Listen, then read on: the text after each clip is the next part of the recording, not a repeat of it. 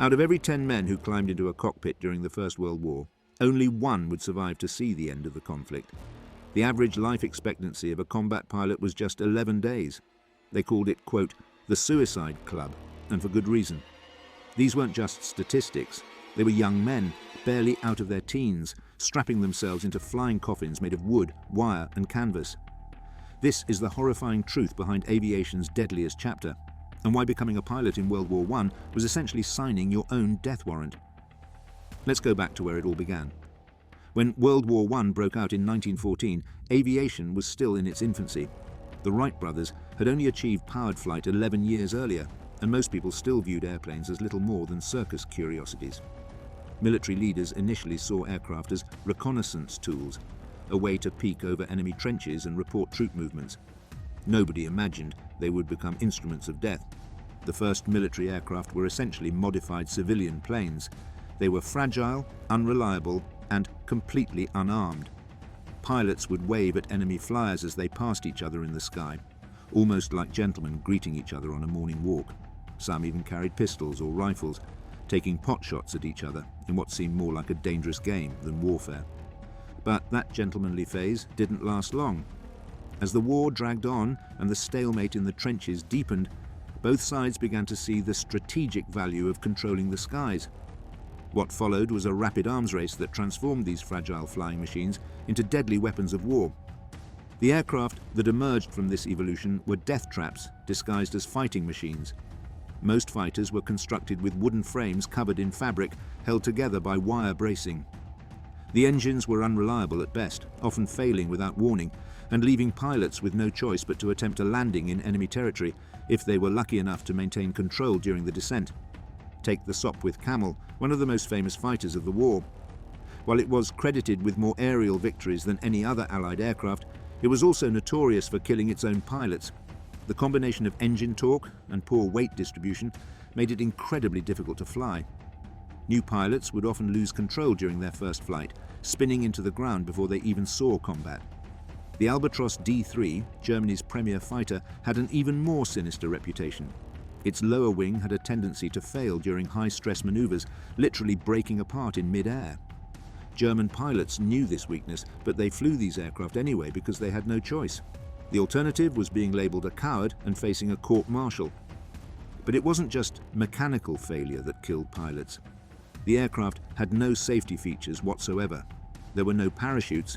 Military command actually banned them, fearing pilots would abandon expensive aircraft too quickly rather than trying to save them. There was no armor plating, no fire suppression systems, no ejection seats. If something went wrong, you were entirely on your own.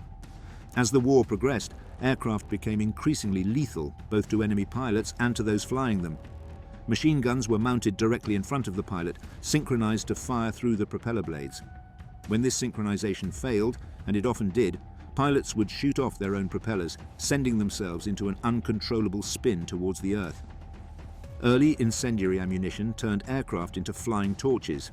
A few well-placed rounds could ignite the fuel tank or the fabric covering, engulfing the entire aircraft in flames within seconds. Pilots trapped in burning cockpits faced a horrific choice: burn alive or jump to their deaths. Many chose the latter, leading to the grim sight of burning men falling from the sky like shooting stars. German pilots developed a particularly feared weapon: explosive bullets. These rounds would detonate on impact, causing catastrophic damage to both aircraft and pilot. A single hit could blow apart a wing or tear through a pilot's body, ensuring that even minor wounds became fatal.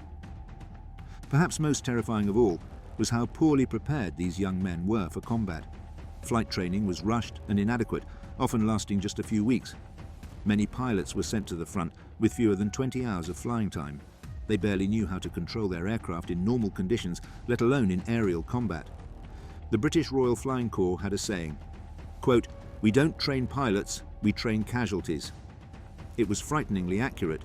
New pilots, nicknamed, quote, Hun's breakfast by their more experienced squadron mates, rarely survived their first week of operations.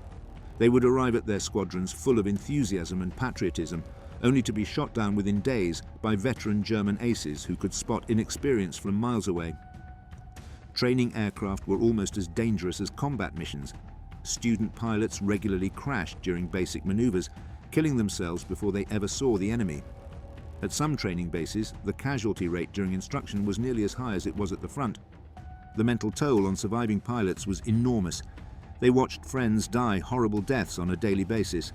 Men they had breakfast with in the morning were often burning wreckage by afternoon. The constant stress of knowing that each flight could be their last drove many to alcohol, drugs, or complete nervous breakdown. Some pilots developed what they called, quote, pilot's paralysis, a complete inability to function in combat. Others became recklessly aggressive, taking unnecessary risks in a desperate attempt to end the war before it ended them. Either response often proved fatal. The famous German ace, Manfred von Richthofen, the Red Baron himself, wrote in his diary about the constant fear that haunted him. Despite being the most successful fighter pilot of the war, he knew that skill alone wasn't enough to guarantee survival. Even he would eventually be shot down and killed, proving that in this aerial lottery of death, everyone's number eventually came up. By war's end, the statistics were staggering. The Royal Flying Corps alone lost 9,378 aircraft and 7,302 aircrew. The German air service lost approximately 15,000 men. France lost over 10,000 airmen. These weren't just numbers, they represented an entire generation of young men who climbed into aircraft, knowing they probably wouldn't come back. The average fighter pilot's career lasted just 11 days. Some elite units had 100% casualty rates, meaning that every pilot who served with them during the war was eventually killed. Squadron commanders would often avoid forming personal relationships with new arrivals, knowing they would likely be writing condolence letters to their families within the week. What made these deaths particularly tragic was that many weren't even caused by enemy action. Mechanical failures, training accidents, and weather-related crashes claimed more lives than German bullets. These young men were being killed by the very technology that was supposed to give them an advantage in battle. The reason 90% of World War I pilots died wasn't because they lacked courage or skill, it was because they were fighting with technology that wasn't ready for war. They were test pilots and combat veterans simultaneously, pioneering aerial warfare while dying in the process. Every flight was an experiment, and every experiment had the potential to be fatal. These men weren't just casualties of war, they were sacrifices to technological progress. Their deaths taught the lessons that would eventually lead to safer, more effective military aviation. But for that generation of pilots, the knowledge came too late. The next time you see a modern fighter jet soaring through the sky, remember those brave young men who died so aviation could evolve. They paid the ultimate price for humanity's dream of flight, turning the heavens into a graveyard so that future generations could rule the skies. Their sacrifice reminds us that progress often comes at the highest possible cost, and that sometimes the most terrifying enemy isn't the one shooting at you, it's the machine you're trusting with your life. If you found this story as haunting as we did, make sure to subscribe for more untold stories from history's darkest chapters. We'll see you in the next one.